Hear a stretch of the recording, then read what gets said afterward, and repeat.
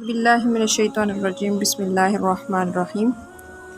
سورہ اخلاص کی فضیلت اور اس کے فائدے کیا ہیں؟ احادیث سے ثابت ہے۔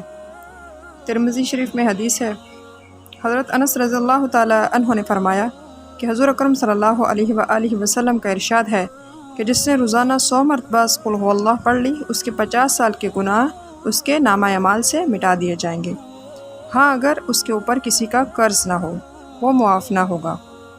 ایک اور حدیث میں ہے، حضرت انس رضی اللہ تعالی عنہ فرماتے ہیں کہ رسول اللہ صلی اللہ علیہ وآلہ وسلم کا ارشاد ہے کہ جو شخص بستر پر سونے کا ارادہ کرے اور داہنی کروٹ پر لیٹ کر 100 مرتبہ قل هو اللہ پڑھ لے تو قیامت کے دن اللہ تعالیٰ کا ارشاد ہوگا، اے میرے بندے تو اپنے دائیں جانب سے جنت میں داخل ہو جا۔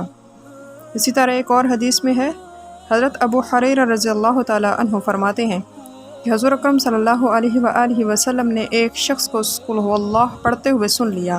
آپ صلی اللہ علیہ وآلہ وسلم نے فرمایا اس کے لیے واجب ہوگی۔ میں نے پوچھا کیا؟ فرمایا جنت۔ یہ ترمذی اور نسائی کی حدیث ہے۔ ایک شخص نے عرض کیا، یا رسول اللہ صلی اللہ علیہ وآلہ وسلم، میں اس سورت کو یعنی قل هو اللہ احد سے محبت رکھتا ہوں۔ آپ صلی اللہ علیہ وآلہ وسلم نے فرمایا اس کی محبت نے تجھے جنت میں داخل کر دیا۔